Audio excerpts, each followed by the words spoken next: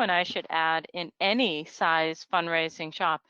So we promise we're not going to take questions per se, but I just want to get a feel for kind of who's on the webinar. So if you can just type into the questions box, what percentage of your funding stream relies on major donors? If you just want to type that in. What percentage of your funding stream relies on major donors?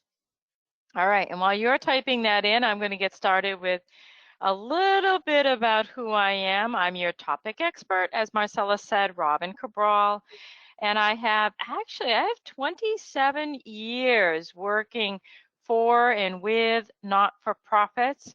I own a small boutique consulting firm in the Northeast United States called Development Consulting Solutions. And I'm a certified fundraising executive. I have a master's in philanthropy and fund development, and I'm a member of the Fundraising Institute of Australia.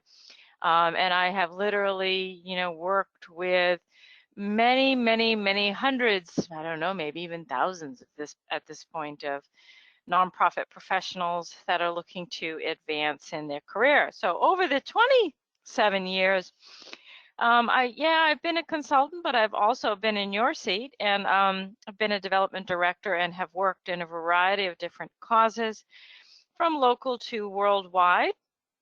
And I have a master's in philanthropy and fund development from St. Mary's University, and as a certified fundraising executive, I know a little bit about major gifts, to say the least. And I failed to mention that in my previous positions, I was a major gift person for both regional and national organizations, which I enjoyed very much.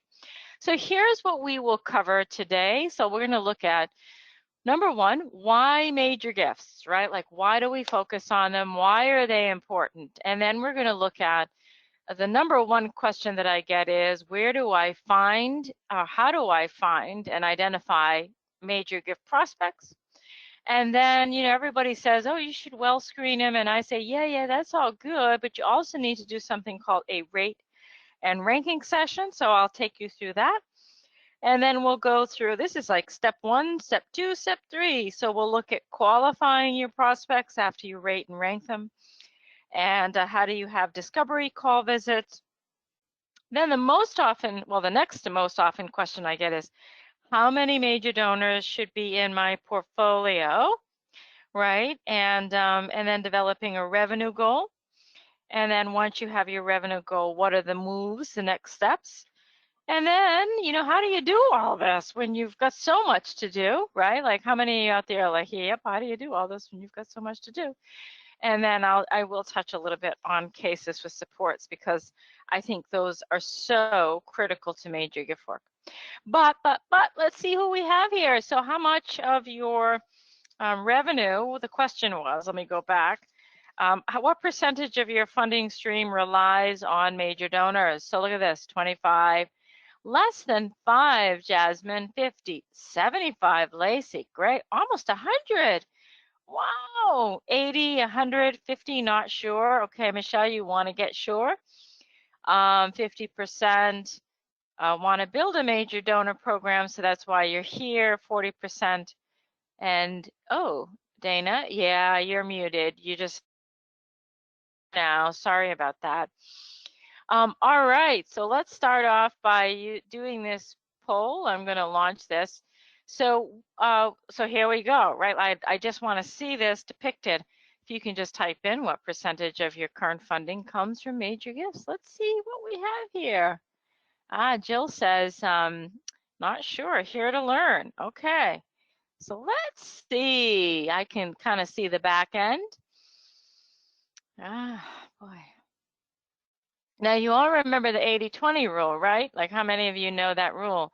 80% of your income should come from 20% of your donors. And I'm probably going to get into the presentation before actually getting into the presentation. But I'm going to close the poll. So if you have not yet had a chance to weigh in, please do in like the next 3 seconds. I want to make sure you're included. All right, here we go. Let's see, 25 to 50% is the majority here. 45% of you, almost half.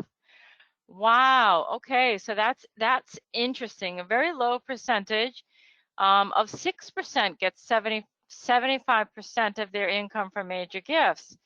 Interesting. So let's talk about why major gifts, because some of you, I'm going to say it, yes, most of you are skewed, probably a little bit incorrectly, right? So why major gifts and what are the stages of a major gift is what we're going to look at.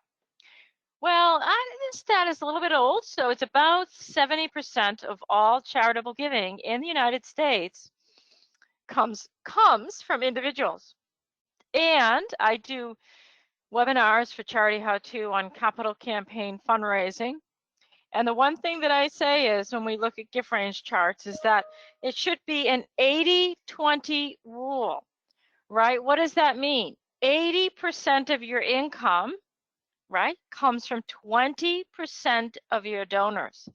So those of you who were like in the 75 plus, yeah, right, like that's kind of where you should be. Your small number of donors are going to provide the largest amount of income.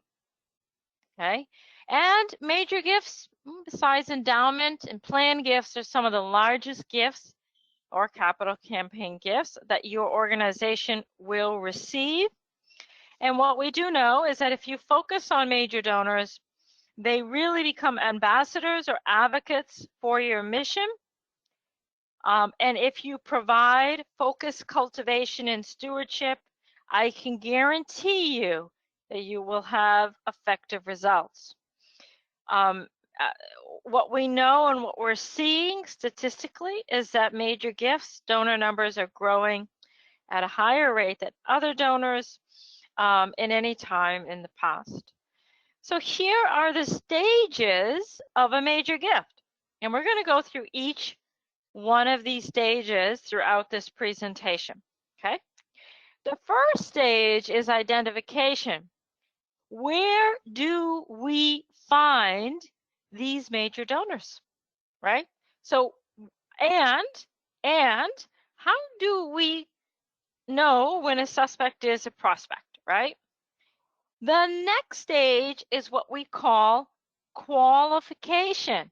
We're going to qualify you to determine whether or not you are actually interested in having more of a relationship with us. Qualification. Cultivation. Once we qualify you and we deem that, yes, you want to enter into a deeper relationship with us, then we're going to cultivate you. We're going to take you on a tour. We're going to share, information.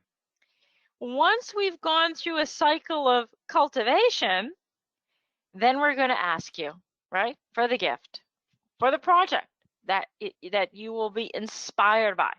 And I may add one more here, and that's stewardship, but that's kind of like cultivation. But after you give a gift, how do you steward or care for, donor care for that relationship? Okay? Step number 1, identification. So where do we find these major gift prospects? And people will say, where do we find them? Are they out there? Where are they?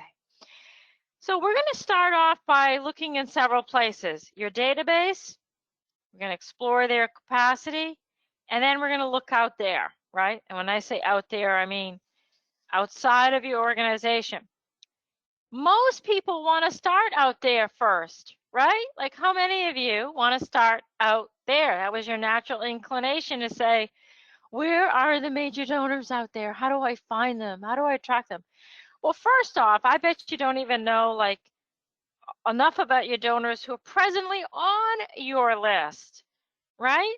So who are your current donors? What do you know about them? Why do they support you? They believe in your mission. They're already what I call warm or even hot major gift prospects, okay? So who are they, okay? Who are your significant donors? Who are your loyal donors. They may not give at significant capacity, but yet they give often enough to signify loyalty, okay? And loyalty is identified through someone who makes multiple gifts throughout the year. So significant, consistent giving, right? Okay, so, if you don't know anything about your donors, it's time to get out there and know about them. And we'll talk more about qualification in a minute, but, go and visit. Ask them questions. Why did you give? What drew you here? So once you have those known entities in your data file, the significant ones and the loyal ones, then start to put together a list of them. And, don't go too deep because, it should be about 2 to 3% of your database, because what we know is 80-20, 80% of the monies come from 20% of the donors. And maybe with this group, you want to do some well screening or some searching and come up with some particular notations on them. Okay. Now, where do we find those external donors? We need new ones. Okay, so we've got a limited, finite supply of current donors. So then our mind should turn to, where do we find new ones? And I say, look at not-for-profits with similar missions, right? Or, okay, it's a great job for board members. What about asking them to introduce you to potential prospects? We don't want to trespass on personal relationships, but do they know of anyone who may be interested in what it is that you're doing? Okay. Network. I met a woman once and she said, I said, how did you grow your data file by X amount of names? And she said, I went everywhere and spoke on the organization and collected business cards everywhere I went. I was like, whoa, wow, network. I mean, it's hard to do right now during a pandemic, but do it. Okay, and we're going to talk about the case with supporter elevator speech later on in this presentation. Okay, cool. All right. So let's do another one. All right, here we go. Does your organization have a standard ranking system for major gift donors? Do you have, some of you are going to say no, some of you are going to say yes. I'm curious, how many, right?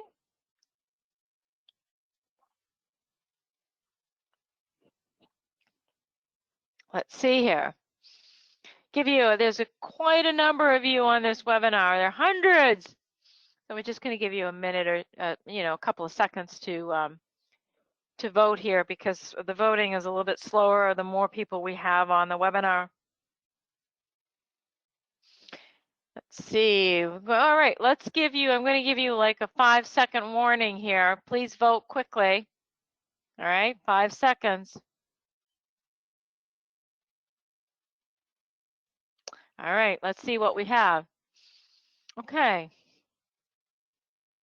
Wow, okay, 81% of you say that you do not have a standard ranking system. This is important because when you're working, how many of you, just type quickly into the questions box, how many of you are working in a small fundraising shop? Yes or no? How many of you are in a small fundraising shop, right? And you're wearing multiple hats, right? You're the grant writer and the special events person, and occasionally you take out the trash because no one else does in the office. And how many of you in that position? Yes, right? So a lot of you. So we need to have a focused portfolio. You can't just have everyone on your list, right? Right? Like, how many agree with that? So rating and ranking will allow you to develop a focused portfolio so that you, with everything that you have to do, because I've been a development director, with everything that you have to do, you're going to spend your time efficiently in major gifts, okay? So in this section, I'm going to take you through conducting a prospect rating session, which we used these years ago, and then sort donors into tiers. And I don't mean sort them into tiers like crying tears, but tiers. So, people will say to me, and actually, I'm working with a client right now, and we had some names well screened, and I said, that's all great, okay? Well screening is great, but it only provides publicly held data. So if someone has an estate that is privately held, you're not going to pick up the assets of that estate. So don't rely completely on wealth screening. Use other tools, use other methods, and 27 years ago, when I did my first capital campaign for a YMCA, we did an old rating and ranking session. And those are still extremely valuable to this day. And I'm going to step you through, what does a rating and ranking session look like? Okay. Well, this is a method in which you can prioritize your portfolio. And what it is you can do this through Zoom, right? You don't have to be in person, but you're going to invite a group of donors, volunteers, board members to a session, and you're going to pick a nice venue where maybe you have it over lunch or dinner, but you definitely have some food. And you're going to prepare some packets. And this is a highly confidential session because you are going to be talking about donors. So maybe you have a privacy letter, you have a confidentiality statement, you have your list of prospects that you're going to be taking a look at, and some ranking sheets, right? Okay, so you give them a packet of this information. Now, what does an actual session look like?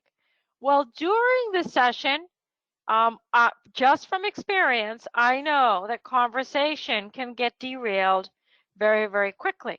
So you need someone who is a good facilitator who can keep things moving quite easily, right? So, and you definitely want to share how this information is going to be used, right? Like, you're not going to go out and gossip about it. It's going to remain highly confidential. And as someone who has been through this process multiple times, people are going to be throwing names and numbers and everything else at you, notes. So have two note takers. Now, what I recommend is that you use a numerical ranking system, and you rate people based upon capacity, interest, and affiliation, 1 through 5. If they have a high capacity of, like, let's just say 25,000 or more, they get a 5. If it's medium and maybe it's 10,000, they get a 3. If it's under 5,000 and below, maybe they get a 1. If their interest is like none, they get a 0. If it's mediocre, they get a 3. Okay, if it's super off the charts, they get a 5. Because then what you're going to do is you're going to tally all of these scores up for, like, Mr. Smith, and say, wow, 3 5s. Affiliation, capacity, interest, 15. Oh, Miss Cabral, 3 3 3, 9. Oh, wait, okay, so we start to see who the top donors are.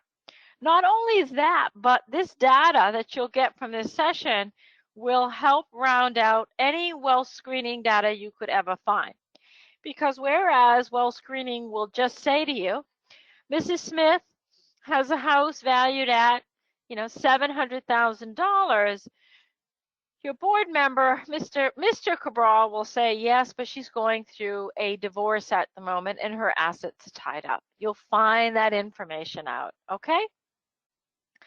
Once you've gone through that rating and ranking session, maybe had a wealth screen, you will then tier your donors. You will say, everybody who's like a 3, a 4 and above will be in tier A. And those are the folks who have the highest affinity, the greatest capacity, and the deepest giving history, okay? And then, these are certainly people that who are interested. They're up for a visit. They are the top 10 donors who should be on your A list, who are going to receive your effort, especially when you're in a small shop. So you're going to call, you're going to visit with them. That's how you're going to do it. And then the next third is going to be these B rank donors. Okay, they may have some capacity, they may have some giving history. They may be open to your visit. They're not so much, I hate the word low-hanging fruit that the A's are, but that's kind of what I mean. And they may be engaged with your organization, and they may be open to cultivation, okay? And this is about 40 or so donors, and maybe get about 30% of your energies, right? And you may want to, engage these folks further, because what we know is engagement begets deeper relationships and deeper support. So maybe you want to invite them to be on a committee, ask them for their advice, network with them. But your main job is, as with all donors, is to help to upgrade them so that they become, at some point, eventual A's. And then your C1s are like, okay, they may have capacity or they may have interest and they're somewhat engaged, but these are the 100 or so that are like the 1s and the 2s. Maybe they're going to get 10% of your effort. And that effort may be things like, I'll send them my newsletter. I'll send them some direct mail. I'll do those kinds of things. And maybe your goal with them is to try to move them into the B tier. Okay, cool. Everybody got it? Just type into the questions box if this is making sense. Just say yes, yes, yes, no, no, no. Just to give me a sense of how we're pacing here. Okay, love it. Good, good, Ashley. So after you're done with identifying, now you've rated and ranked, now you're going to qualify them, right? You're going to figure out, are they interested in having a relationship with you? It's kind of like dating, isn't it? So what are you going to do? You're going to visit them, whether it's in person or on Zoom. So you're going to arrange for that visit. You're going to do a discovery and then follow up afterwards. It's all in the follow-up, isn't it? All right, so we've got our tier A and our tier B, and we're going to qualify them. They haven't been qualified up until this point. So I suggest starting with A's. And people will ask me, do I just give them a call? I say, and I have a sample. If anyone's interested, I can get it to Marcella, but I have a pre-call letter that I send out in advance. It basically says, hi, my name is Robin. I'm going to give you, I'm going to call you to set up a visit, not to ask you for any money, but to share some updates and just to get to know you better. I have actually sent out that pre-call letter, and guess what? People will say to me, I was waiting for your call. I got your letter. Well, we know people don't get much mail these days. So that kind of does what we call warm up the visit. Okay, I mean, you can just call if you wanted to, but a pre-call letter works nice, right? It warms up the visit. So you schedule the visit, and now you're on your merry way, whether it's in person or Zoom. And what do you do during a discovery visit? Well, here's what you do. Number one, if they're a current donor, thank them. Thank them for letting you into their house. Thank you for their past support. Thank them, thank them, thank them. Could go prepared with a list of inquiry questions, things like, what interests them? How would they like to be recognized? What, if anything, would prompt a larger gift, okay?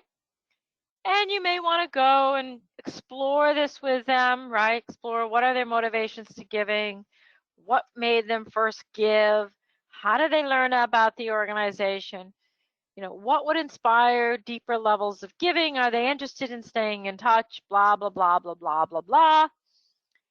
And you may want to share with them a little update. But the idea is to understand, are they interested?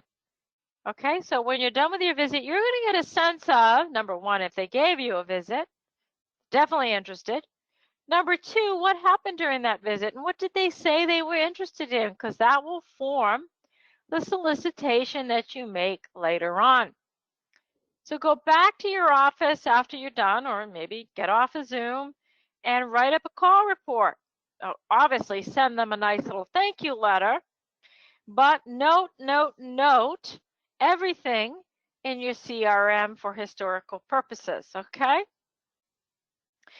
Now, sometimes you're going to do this and someone's going to say, I'm just not interested in meeting with you. And of course, we always say in fundraising, that doesn't mean no forever. Don't take it personally. I say fundraising is a no game. How many of you are like, yep, it's a no game? For every 10 no's or 9 no's, you'll get one yes, right? How many of you are like, yep, just type in, yep, I feel that way. So don't take it personally. Just keep them engaged in the organization, okay? Now, how many of you out there are wondering, okay, Robin, this is great, but I've got grants and direct mail appeal letters and everything else to do.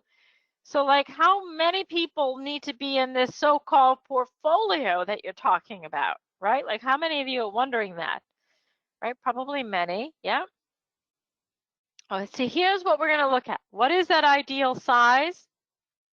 And it's not just what is the ideal size, but what about the size for your organization, right? How many staff do you have? You know, what kind of mission? You know, what does the industry say? So here's what we say, or what I say, when it comes to developing a portfolio. Now, I've always heard the average major gift portfolio is 150 names. How many of you out there have heard the same thing, right? Like 150 names is a major gift portfolio. Well, that's all fine and good if that's all you do and you're a dedicated major gifts officer.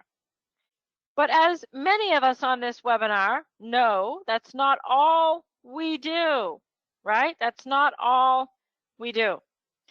Some of us do grants and events and all of those. So it depends. It depends upon your nonprofit size. Who's managing the portfolio? Is it the director of development? Is it a major gift officer? Is it, you know, whatever, right?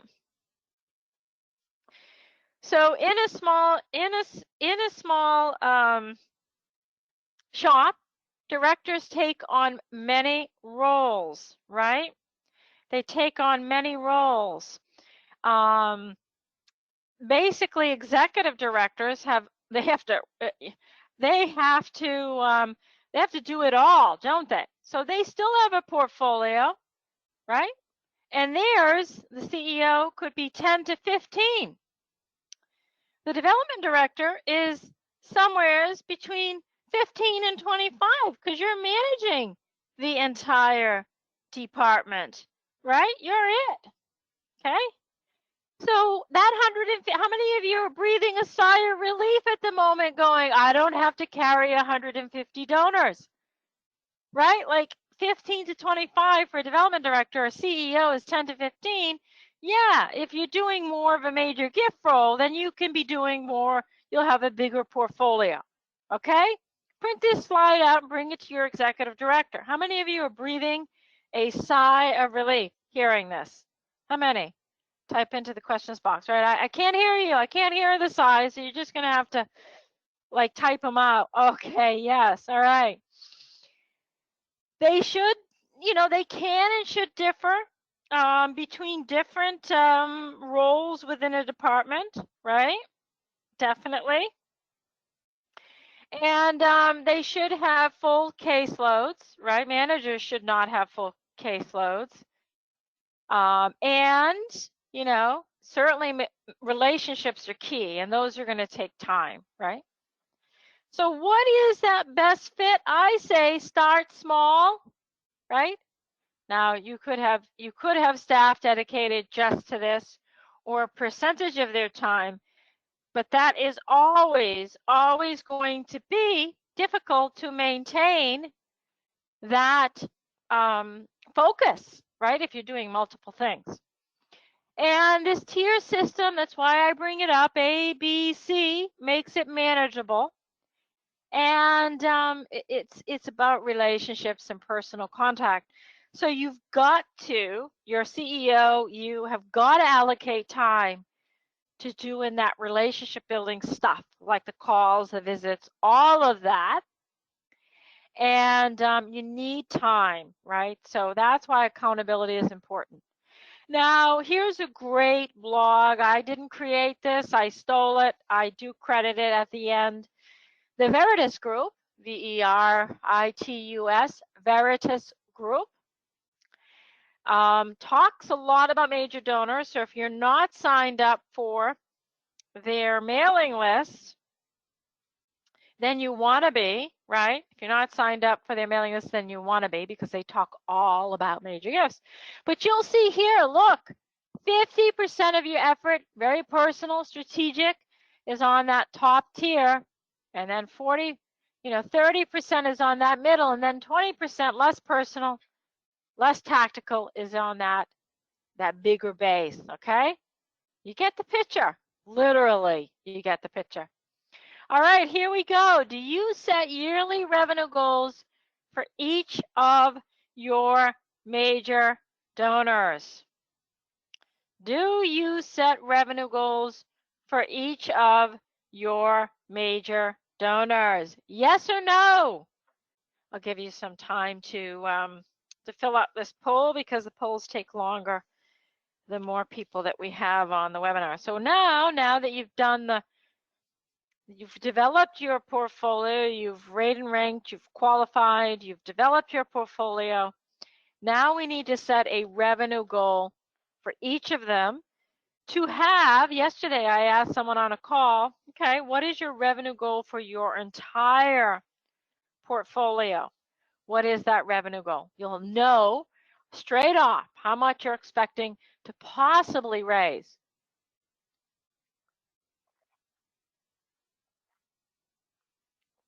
Is this helping you out? Is this a helpful? I had to take a sippy break there. Sigh of relief. Okay, cool.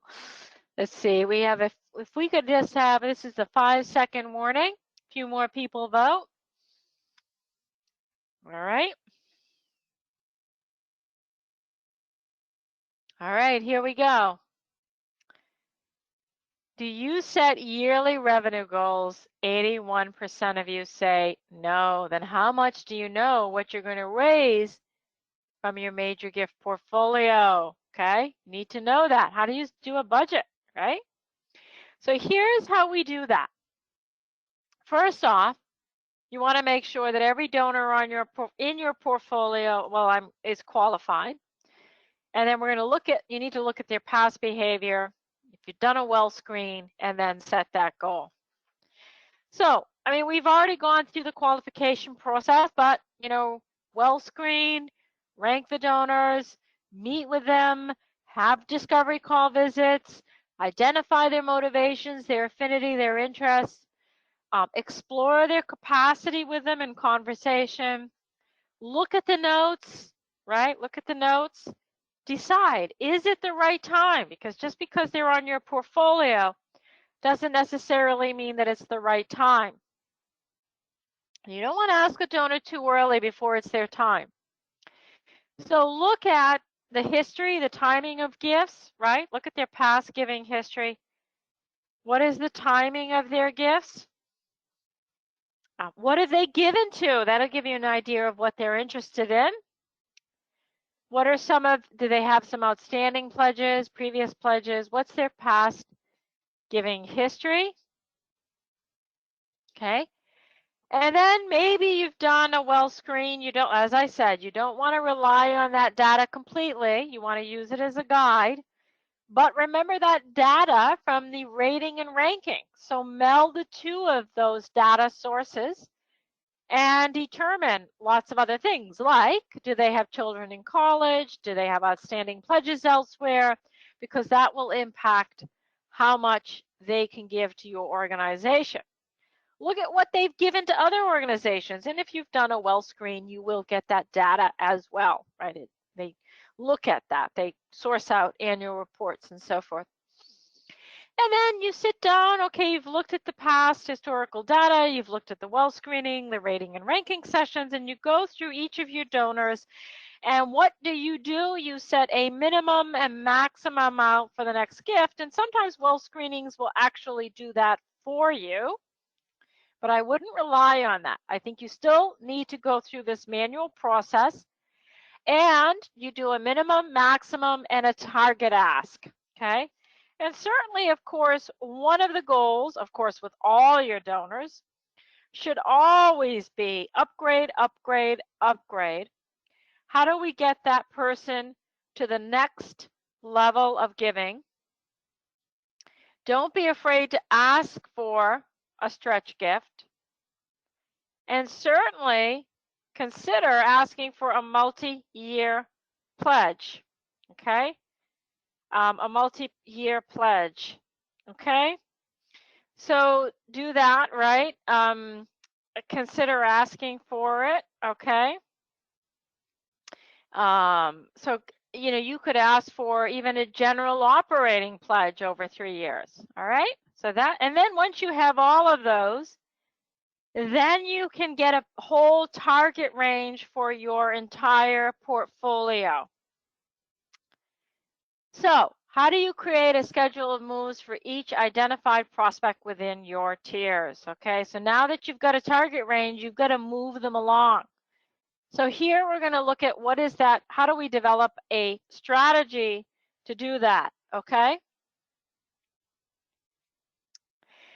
So number one, identify your donor, determine their interest and capacity, set a goal with them, follow your strategy, take actionable steps, listen to your donor, right? Record your results and track the data. So listen, reconnaissance. When you have that discovery call visit, the idea is to try to get an understanding of what interests them, right?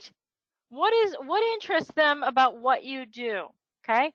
And then from there, you want to develop a set of at least 3 moves before every one ask. At least 3 moves before every one ask. So do that, right? Okay. Now, how many of you are like, this is all great, Robin, but what do I do if I only have so much time? Type into the questions box. Me, right? Is that you? So how many of you are like, how do I do all this? And I've only got so much time in the week. Okay. How many of you? Let's see here. Let me just move this down to see. Wait a minute. Oh, I can't get the cursor in the right spot. Me, yes. Yep. Okay. What do you consider a move? My boss's schedule's like that. Sure, and don't understand why so many moves. Why so many moves? Because you don't ask on the first date to get married, do you? Right? No, you don't. It's about building a relationship. You may be able to ask on the first move. You may need 6 or 7 or 8 moves to get someone to an eventual gift. It's called cultivation. It's called relationship building, okay? It's the same thing as dating, right? You just don't rush in, although some people do, right? Okay, so how do we do this? Well, you have to manage your time carefully. You need accountability, right? So it takes time and care. This answers Matthew's question of why, so many moves. The average major gift program takes, this is the average major gift program, takes a year to a year and a half to show real results, okay? This is about really knowing your donors and making what I call is a match made in heaven, right? You want to match up their interests with a project of yours, and that takes meeting with them, listening to them, having conversations with them. So that's why it takes that long. Okay, make sure you have qualified prospects, you tier them, you have a plan for each of them, you have your next 3 moves, and you document. I say that you should review your portfolio twice a year because there are going to be some people who are no longer interested or qualified, want to have a relationship with you. So you're going to move some of them along. You're going to eliminate some. And when you do that, you want to be sure that you've always got a pipeline of additional prospects to add, okay? And you want to keep that top tier, the ones that you're working with, okay? And we're going to, this is the last section, so hold your questions, and we're going to have a few minutes at the end to take those questions, all right? A case for support is so critical because this is what will inspire a donor to give. And this is the place where, and I do a companion webinar just on developing cases for support for charity how to. I believe it's coming up soon in the next couple of weeks. So this is where you tell your story, know your story, right? Tell it. What is it, the need out there? What are you trying to solve? How are you trying to solve it? How are you different from everyone else? Is your case for support emotional, compelling, and urgent? And how are you calling a donor to take action? Okay. And then once you have outlined that, then you can put it in something like a brochure or a video or a PowerPoint, and I give you samples here. But no, what is it? So who are you serving? And how much is it costing you to serve those? And people will say, oh, that's all great, but how about those overhead costs? And I say, wrap them in, right? Like you need staff, you need lights, heat in the building to provide the services that you do. It's all part of it, right? So include it. And certainly know your cause and know your role in that, because, you know, there's many groups working on hunger and homelessness, but how is your solution different?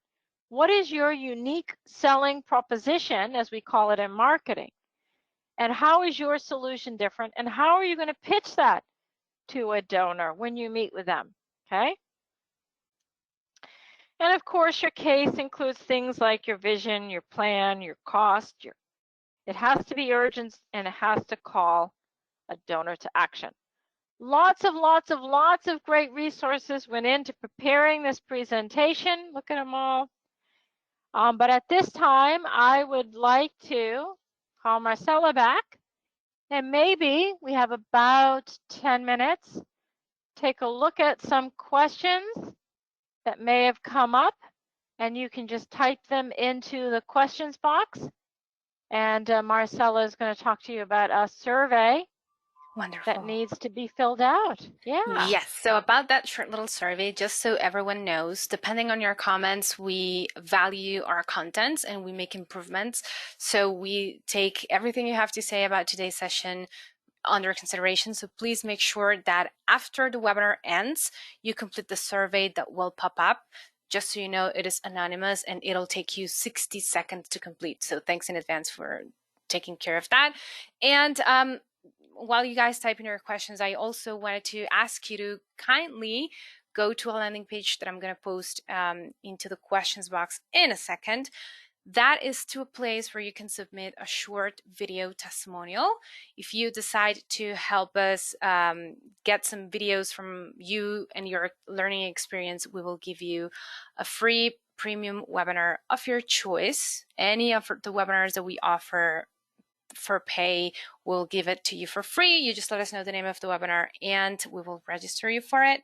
In exchange for that video testimonial, plus you will get a chance to win a $500 Amazon gift card and a gold membership subscription that you can share with 3 more of your nonprofit colleagues. And that will grant you access to everything that we have to offer for free for an entire year. So that's the link, videos.charityhowto.com. And back to you, Robin. I see some questions in there. They're coming in. Let's see here what we have. What do you do? This is from Heather. What do you do when a donor changes their mind and pulls back? That's a great question. So does that mean, Heather, like when they're ready to, you're soliciting them and they change their mind? I mean, you obviously have to honor that. I would certainly explore why they're changing their mind. Is it the time? Is it the timing of the ask? Is it how long, is it something that's going on in their lives? Because you can always offer solutions to to an issue, right? So if it's timing, maybe you could say if you make a pledge, you can start pledge payments at some other time, like next year or what have you. Or if it's an amount issue, you know, you can explore pledging again or a different amount. If it's the program, you can explore other programs or projects. So, you know, I wouldn't, you know, of course, if a donor wants to change their mind, that is their prerogative, but I certainly would want to explore why a donor is particularly interested in changing their mind, right? So you can kind of either provide them with some alternative options, or, you know, keep that on file and figure out when you can circle back. Does that help, Heather? Does that answer your question? Matthew, so in the rate and rank exercise, do you provide all the prospect names rather than ask your donors for them? Do you have a good way of asking them for names? Yeah, well, usually it's interesting because I'm getting ready for another one. Actually, it's in Australia, so that'll probably have to be by Zoom. But the point is you should have a master list of maybe past donors and prospects that you've identified.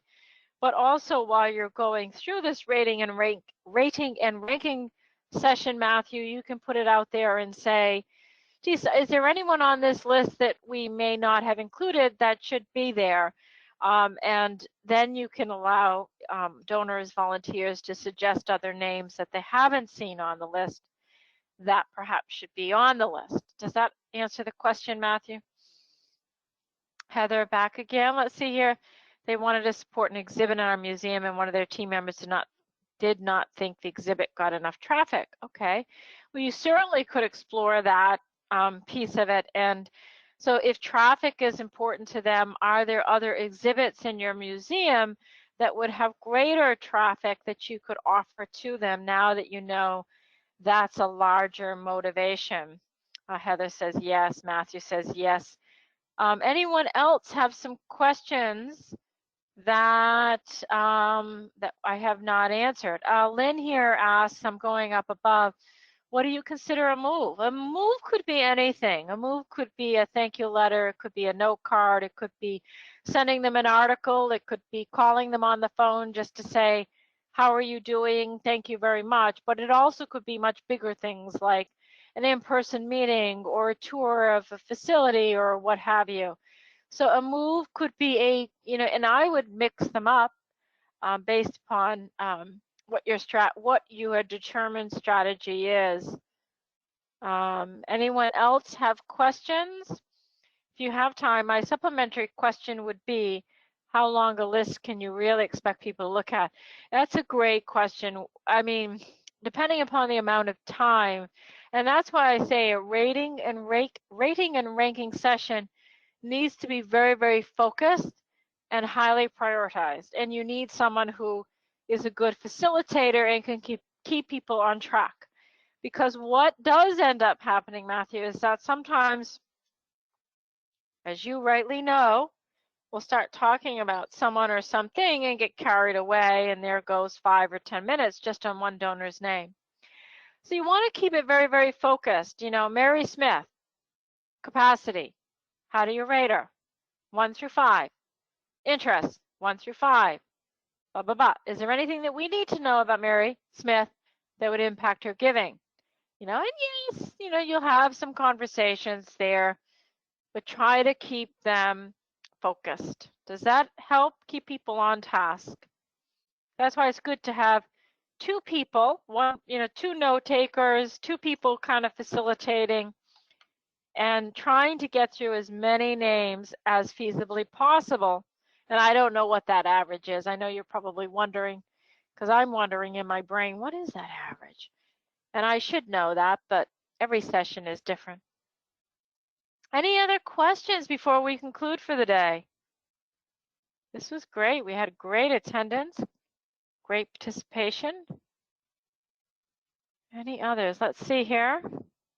I know it does take a while to type into the questions box, and thank you. Anyone else before we go? I'll give you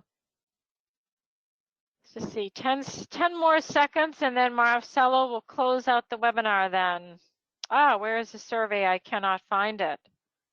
Marcella, So maybe the you want to answer that one? survey, yeah, the survey will pop up once we close the webinar. Just allow it 2 to 3 seconds to pop up after we end. Great. All right. Well, I don't see any other questions. So would you like to, should we go ahead and close it out and give them that survey? Yes, let's. So thanks everyone for joining All us right. today. We hope you have had a blast and learned a lot. We hope to see you soon on another Charity How To webinar. And that's it. Have a wonderful rest of your day. Thanks, Robin. You too, Marcella. Bye. Bye. Bye.